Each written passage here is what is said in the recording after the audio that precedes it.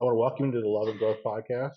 This is our first episode, so feeling our way through it. So it's going to be a good time. It's going to be a fun one, and we're just excited to share our story with you guys. And hopefully, we can bring some, just tactics that people can use or anything that we've gone through. If you connect with, we would love to hear about it.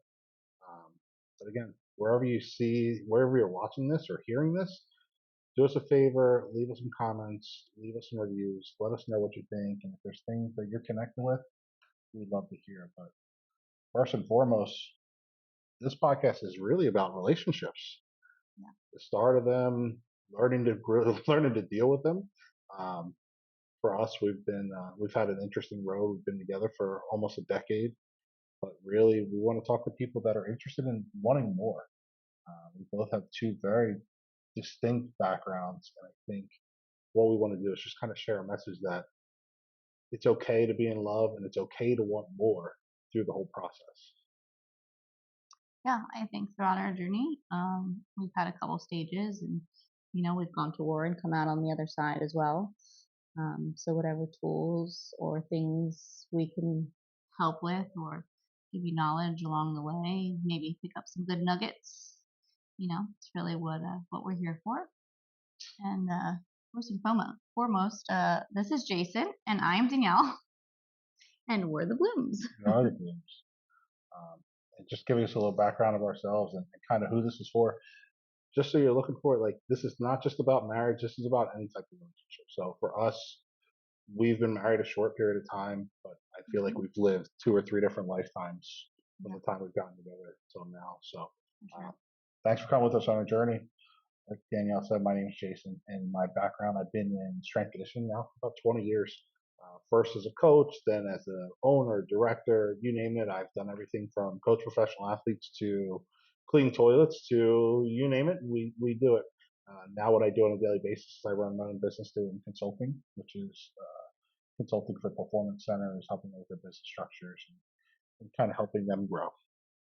Yeah, and I am currently a stay-at-home mom. That is a new role for me. I was working since I was 16 years old. And since we've had our daughter, who's almost 4, I've transitioned to stay at home mom. And it has not been the easiest transition, but we're working through it. And we're on a good path now, I think. Yeah, I think that was a big adjustment for us at the beginning. Is just how to find those roles, just coming up with everything, how we're going to move forward, and what we're going to do about it. I think that's kind of a great place to start because I think we really got into it in a sense where you know we came to a part where we were starting to split roles and trying to figure out Yeah. our path and what we were doing. And I'll say, like, I was probably as messed up as humanly possible when I came to it.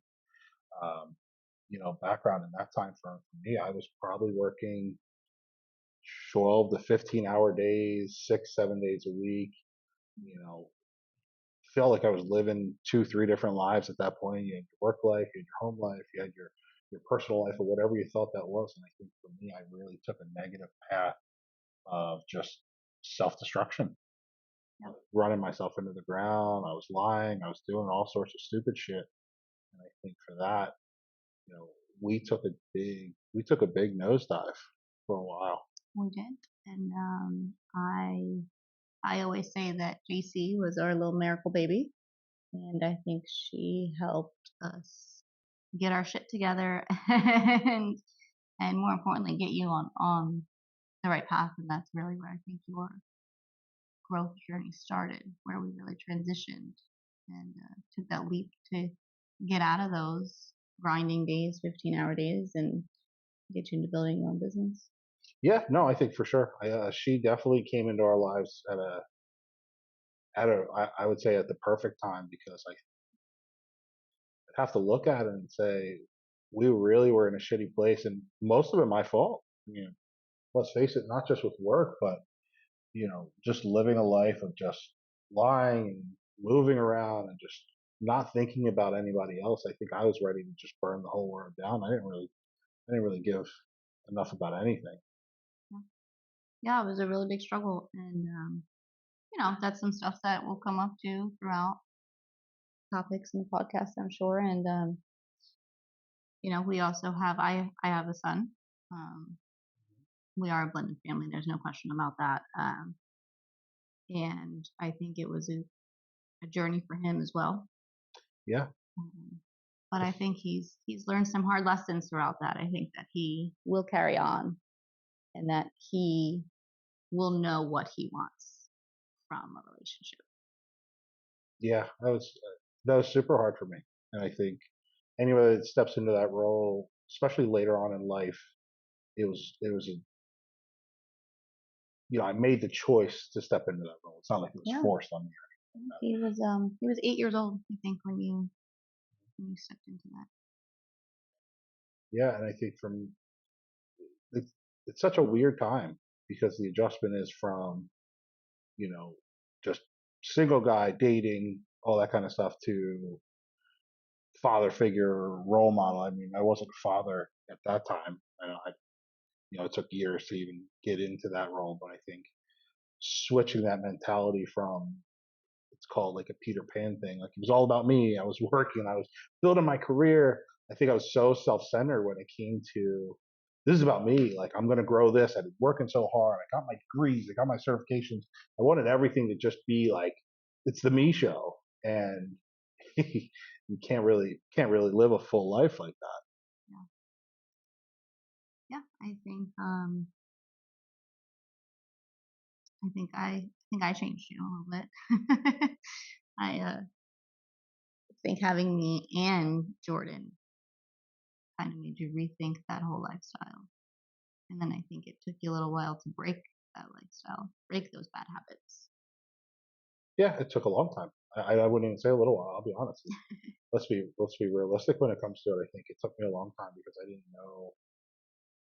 didn't know who I was. I mean, I think a lot of guys go through this in the sense where you have your persona while you're at work, you have your persona when you're at home, you have your persona when you're out with your friends, and you're not living your true self. So it's almost like just a snippet of different lives every time you step into a different role. So to have that as a constant for me was a big shift in it, and I think you changing me showed me a new I don't even know if it changed me in the sense of direct change. I think it was me just seeing a different light and seeing different ideas and seeing different possibilities of what things could be. Yeah, I mean, you ultimately have to change yourself. I can't make you change if you don't want to change. But I think having that new outlook on things, and having now being that father figure, and all made you made you change, Yeah, right? Because at that point, I had high standards at that point. yeah, And it was either you were going to meet my high standards or you weren't. And you were either going to accept us as a package deal or you weren't. And then, it's funny because I think our roles reversed lately yeah, with who had the standards. yeah. That came through a lot of turmoil, not just between us, but just turmoil within. I know within me because I got to a point where I just didn't want to the easiest way to put it, I just didn't want to be that way anymore. I just didn't want to function like that. I wasn't the best word I could say is like I just didn't want to tolerate anything anymore. I was tired of going through the same stuff and the same ideas and the same all the things that it was just like I need to just be different. And not only did I need to be different for me, like I need to be different for the family. I need to be different for you. I need to be different for him. The baby, like all that kind of stuff. Like it just came to a head where it was just what the hell am I doing? And I think that's that's a turning point that was super hard for me. And I'll be honest, I went through a real down spiral, and I went into a depression. Just you almost feel like you lose a full identity. And I know it seems so dramatic to say, because it's like, well, he's already 8, he's already 9. Like you just have to step in and do something. But to go from the extreme that I was functioning at of 17-hour workdays were normal. 7 days a week was normal. Loading up on just having fun and focused on me and not giving a shit about anything else. Like that was all normal.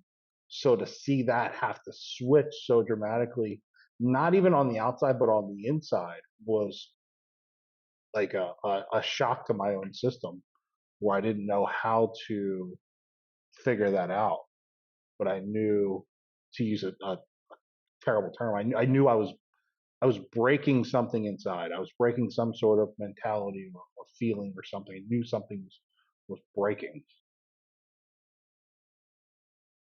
So I think that kind of took me to kind of what we wanted to talk about today, which is growing and then Yeah. just figuring that out, and how do you do that in a relationship, because uh, we've heard horror stories. Or even, how do you do that in a relationship if both people aren't on board? And that was kind of what I was saying, where, like, in the beginning, I had very high standards that you had to meet. And then kind of switched the roles when I became a stay at home mom. I lost a lot of my momentum. I lost a lot of my drive transitioning into that new role. And there was a point in time where you said, "You can come with me." Yeah, I think we jumped super far ahead. Oh, We okay. It's okay. well, because I think, let's set the stage with what it is, because that "will you come with me" came after years of self development and working. There was no, there wasn't just one extreme to the other. We didn't switch that fast, and I don't think anybody should, just to be on the safe side. Like, you you don't know what you're doing. You're kind of jumping the gun. You're figuring everything out. If you just automatically go, "Hey, I got this shiny new toy," like, "Hey, come play with this," like, you don't even know how to use it. You're just pushing buttons, hoping it works. It's like JC figuring out a new toy. "Hey, check this out. Hey, can you see this? Can you look at that?" And I think that's where growth in a relationship is too, because you get really excited over starting a new chapter and starting something else, and you don't take into consideration the other person is not that excited yet. They haven't figured it out. So let's kind of take that journey a little bit with what growth, like, what is growth? Like, what is growth in a relationship, and where does it come from? What does it look like? Where does it go for everybody? So I think for me, it was figuring out that I wasn't satisfied being at work all the time. I know everybody's going to be different, but for me, it wasn't being at work 17 hours a day, being away from everything. I look at Jordan, I look at, even though he was older, I was able to bring him with me with a lot of different things. So he got to experience a lot of the work stuff with me, but I was still working. It wasn't dad. I wasn't even there. Um, so when JC was coming along, I realized that I could either keep doing what I was doing and miss just about everything, or grow into something else where I can create a different life. I can create a different opportunity. And I think the growth part for me was, how do I take myself and become something more so that I can be more, not only with work, but for myself, for my family, for you. And I think one of the key components in that is like, how can I be bigger for you? And for me, that's what the biggest level of growth is. Not only growing yourself, but how do you grow for the other person to raise those standards, to raise your ideals up together. Yeah. Well, I also think, you know, your journey kind of came from, hey, we're either going to fix it or we're not. And that's it. Like, either there's going to be change, there's going to be things that, like, this is not going to continue as the way of life that we're having. And that's pretty much where we were. It was either you're going to change, you're going to fix it, you're going to get your shit together, or I'm out. Like, and that's it. And I think when you get to the point of wanting or needing to make that ultimate decision, that you sit down and you think, okay, do I want this person in my life? And that's the bottom line. If you know that you want this person in your life and that you don't want to do life without them, then you're going to do whatever it takes to make it better. And I think from us being in that deep, deep pit, I think that's where we found our most growth. That's Yeah. where we grew the most. There we go. That's English. That's where we grew the most, was coming out of that deep dark place, because our only option was to be radically honest and to be vulnerable. and that's the only way that we were able to transition out. Well, let's go back to that a little bit. Let's talk a little bit about because this might be people's first time. Like, what is a pit? Like, we can all imagine, like, Well, where there's a a deep pit, there's a dark hole. place. Who said that? Yeah. What I mean, like, what is a pit in a relationship? When you are going through that struggle, when you are in a dark place in your relationship, when you are like, something has to change, something has to get better for us because we can't keep living the way that we're living. Yeah. Yeah. And Would kind of, you add anything to that? yeah, I think, I don't know if there's too much to add on to it, but I think the pit for a conversation's sake is you get into a place where there feels like there's no hope. There's no anything. You don't know what's actually happening, what's actually going on. And you're at a place where things either like work or it's done. Yeah. And I might take it to a complete extreme because I feel You're a like very extreme guy. I feel like I live in either we're all in, we're all You're a out. very extreme guy. So, for me, a pit really puts me off the deep end. I picture just being deep in a hole and not being able to climb myself out. There's no ladder high enough. It's either I just dig my toes in and start clawing at the walls to get up, or I don't. And I don't think there's any other idea from there. But to really give light to what a pit is, and I feel like we talk so negatively about it, but I think through our relationship, all the pits that we've hit is where we've actually seen the most growth. Mm-hmm.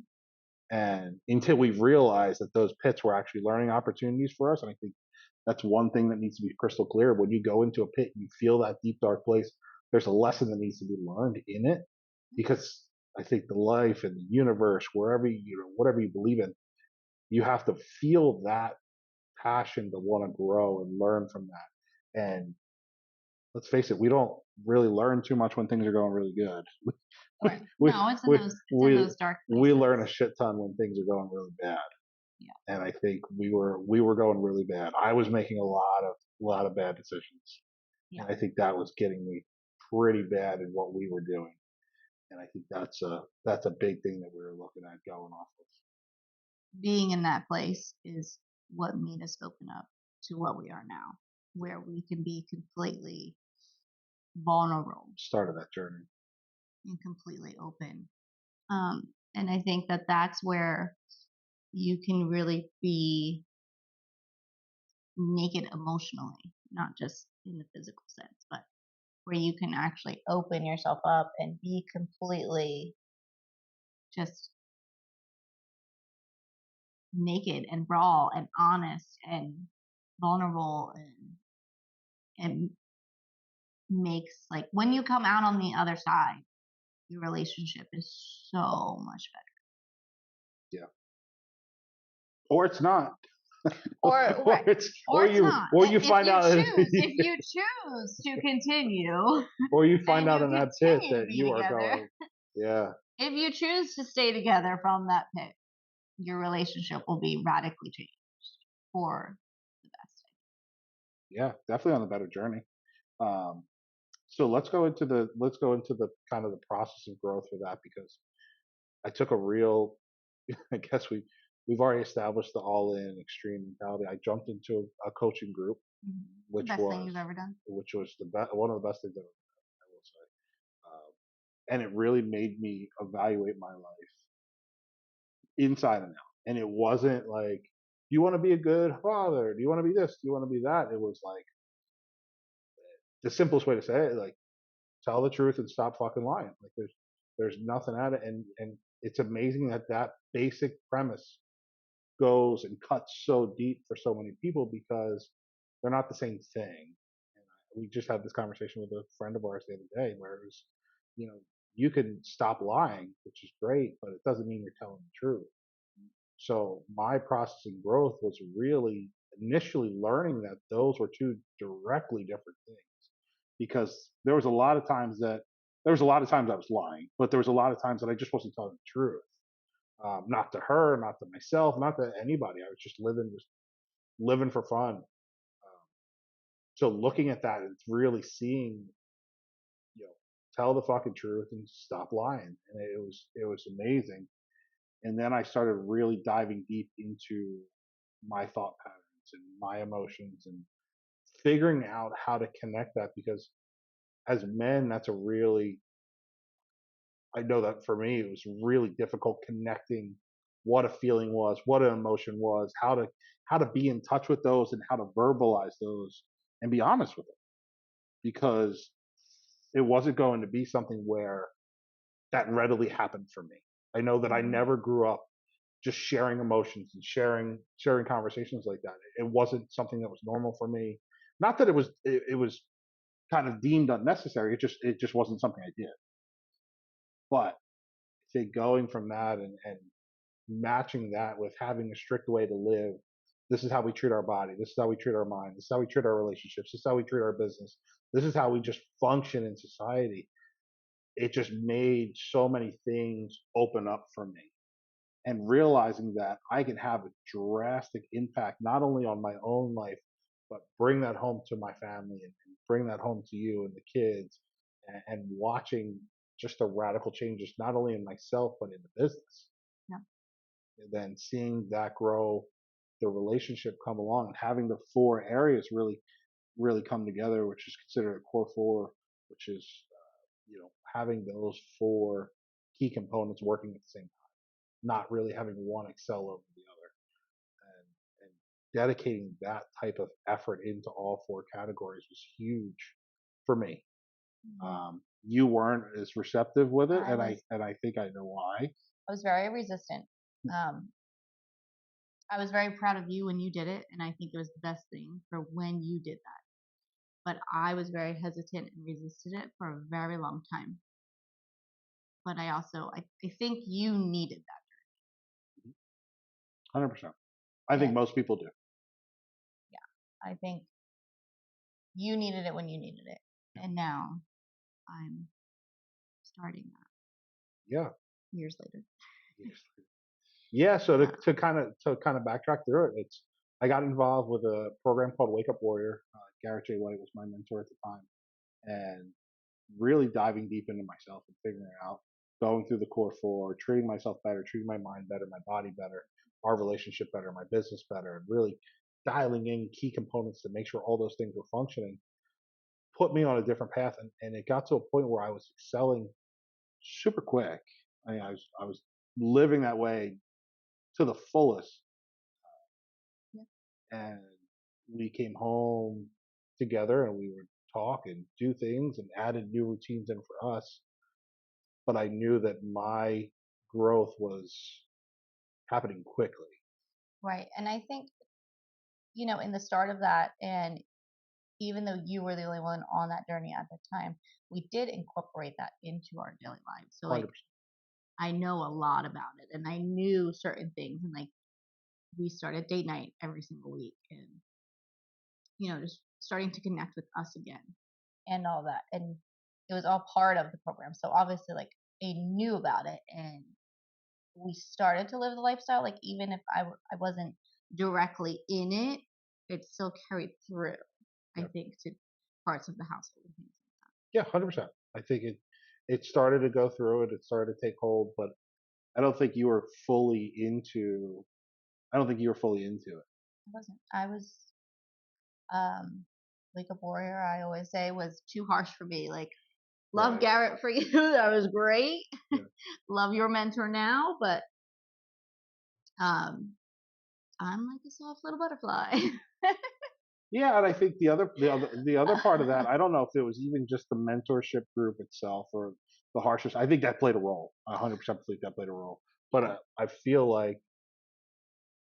I feel like what also happened was I wasn't consistent leading up to that. I mean, that had been years into our relationship. Yeah. So I don't think there was a trust factor built that I was actually going to do this and keep that going and be consistent with it. Because why the fuck would you think Yeah. that? There was nothing in our relationship that had led you to believe that, yeah, he's got this. It's fine. I think that's something that people need to realize that it's not just because I got a shiny new toy doesn't mean the other person doesn't think you're going to break it in Yeah. 5 minutes. Yeah.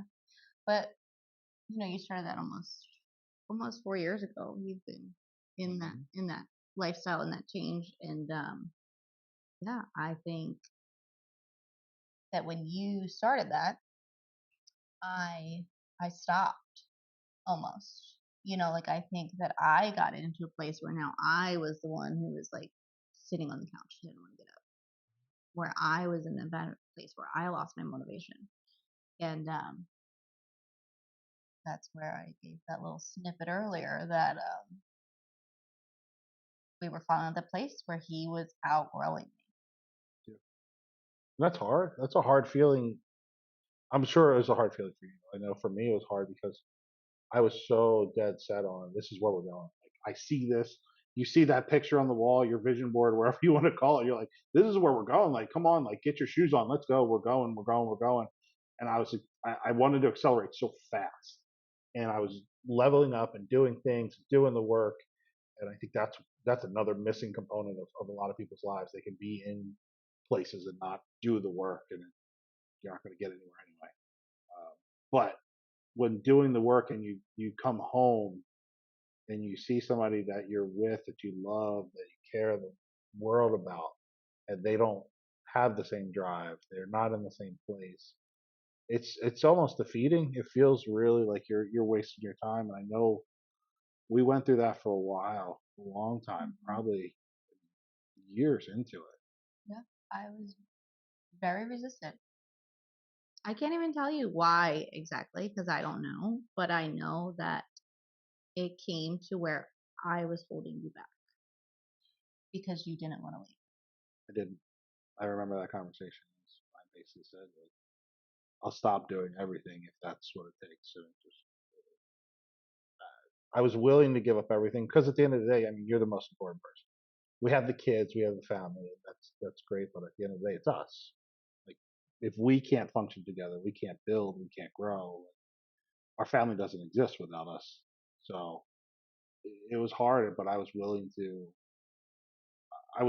give up the run to do it. But through accelerating through the results and going through it, I believe that being consistent with it might have shifted your thinking a little bit. And just, I mean, I nagged like a 14-year-old wanting something for their birthday, uh, just trying to get you going. But you can't force somebody into that. Just like anything else, you can't force somebody into weight loss. You can't force somebody to do something they don't want to do. It's just not going to happen. No, I had to be ready for my journey. And I think going through Wake Up Warrior and then moving into the Lions Den, being with Sean Whalen now for the last, I don't even know how long it's been at this point, but um, these coaching groups have meant the world to me because it's highlighted my strengths, it's highlighted my weaknesses, and it's allowed me to see bigger. Yeah. And I think it was hard for me that you had these groups, and even though they were co-ed, they just never felt right for me personally, just where I am, where I was in my life. I didn't feel like they were the right fit for me. And I Right. think I struggled with that for a while. And then I was like, well, you have your thing and you've got your groups. And so it's easier for you to grow, and I have nothing. So I'm just going to sit on the couch and be a lazy bum. And I mean, that's where it was. And that our relationship started to space out a little bit, started to feel like we weren't as connected. Yeah. We weren't as deeply connected as we were in the beginning. And I had a really hard time just going, well, you're building a business and you have your groups, and I'm just a stay at home mom, right? Because that's what we label it, just a mom, even though moms are like superheroes. But um, literally, it was just a couple weeks ago where I was like, no, no, no, no. Without me, you wouldn't be where you are because we are a team, because I handle the house, the kids, and that for you to build your business. So it took a long time for me to switch to that mindset that just because I am a stay at home mom doesn't mean I don't have something in the business. It doesn't mean I'm not part of building it. And then I found my coaching group now too. So now I am in the Revitalized Sisterhood and growing and getting out of my bubble and realizing that I want more and Now we are growing together because I don't want to be the thing that holds you back. I don't want to be the reason our family is not successful. And I sure as hell am not doing this shit without you. Yeah. Yeah, I think there's three things that really line up growth for each other.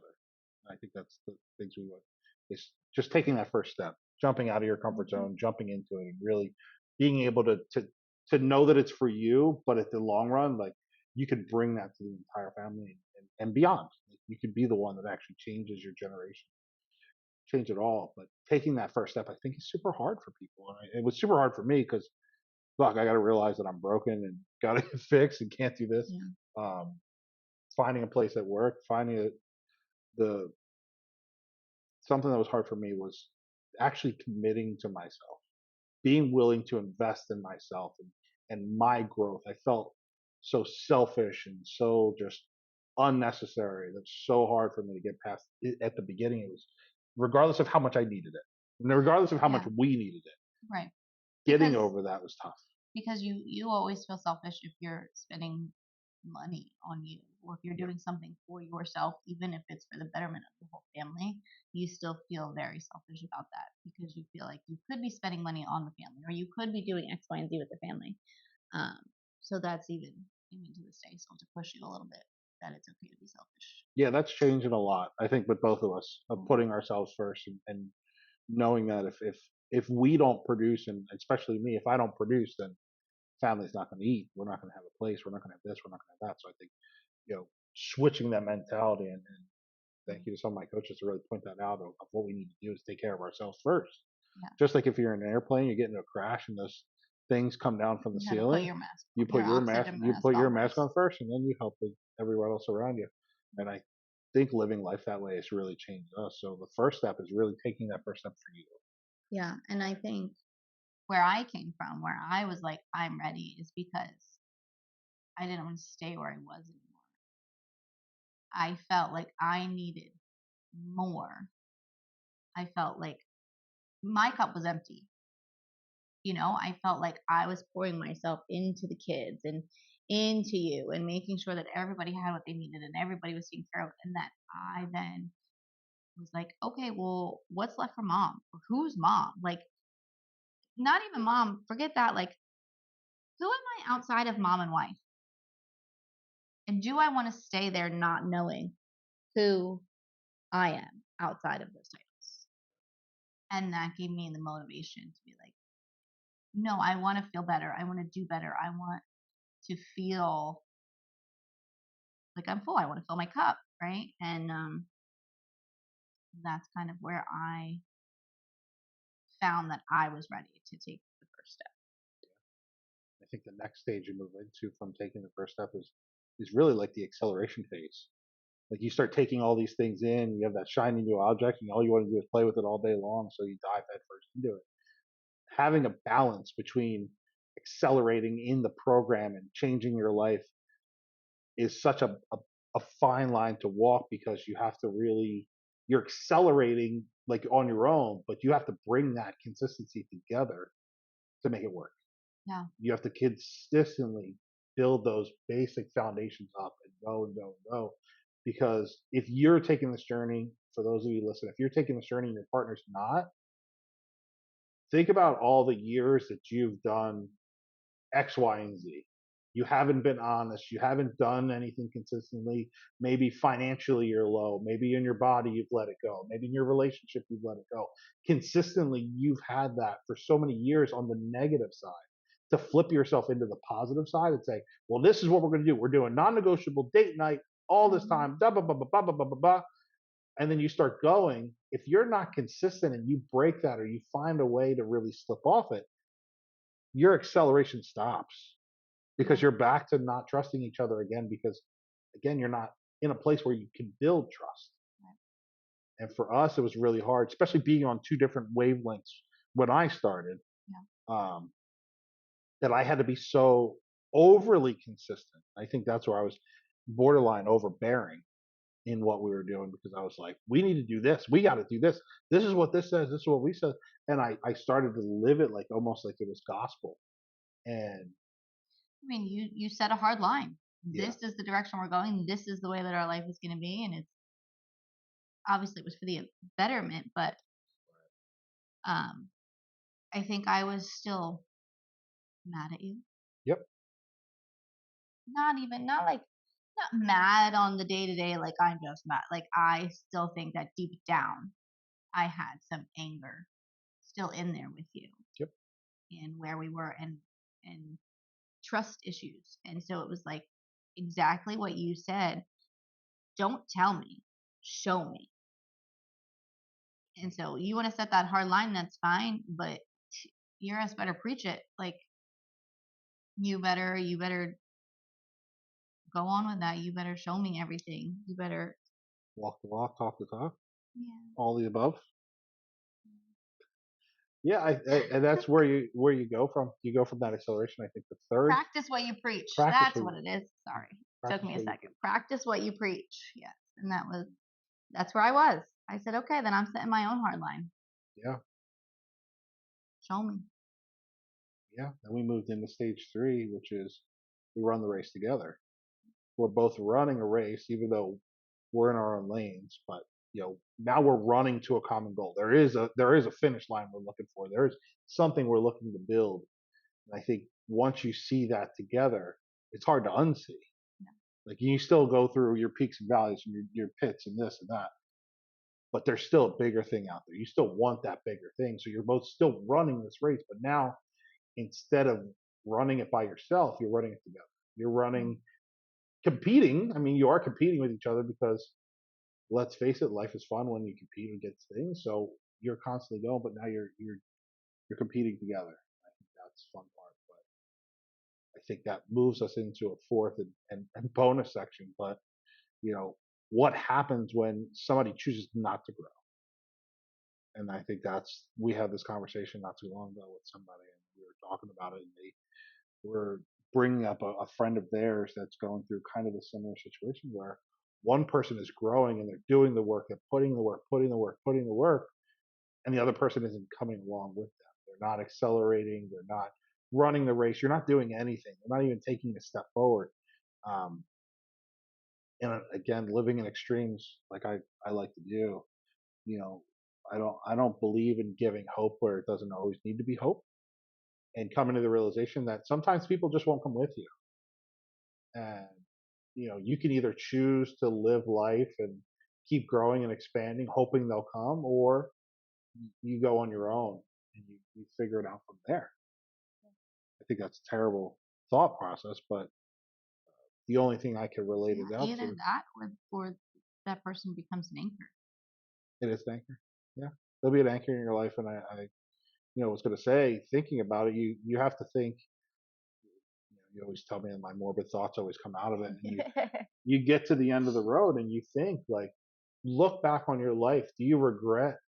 What will you regret? Will you regret the life that you lived, all the things that you've got to do, or would you more than likely regret the things that you didn't do? You let that anchor hold you back. You didn't grow. You didn't excel. You didn't do anything. You didn't run the race. You just sat there. You watched TV. You played board games. Whatever it was, like there was nothing more. Yeah. And I think being in that position is something I don't want to regret. I'm Right. not going to get to the end and be like, I can't believe I didn't do that. Right. The way I think you put it the other day was, do you want to regret the life you lived or the life you didn't live? Yeah. Regret the life you lived or regret the life you didn't live. There it is. So think about that. Morbid curiosity at its finest. But I think for growth and really looking at each other, I'm so proud of you of stepping into your journey and growing with it.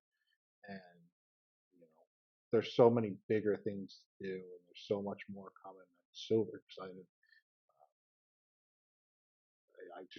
I can't imagine being on this journey with anybody else. I wouldn't want to, wouldn't even think about it. And we had to move out of our house, out of our so-called country. We moved all the way across the country just to be by ourselves and figure it all out. And I think, not saying anybody again needs to go that extreme with anything, but But I think that being by ourselves and only relying on ourselves did a lot to make us fix a lot in our relationship Yeah.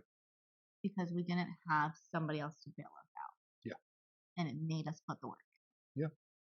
And again, not saying you guys should jump ship and move across country, but it was something that I think during our dark times.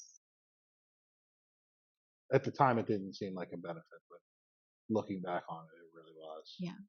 It made us figure out, like, is this really going to happen? Are we really going to do this?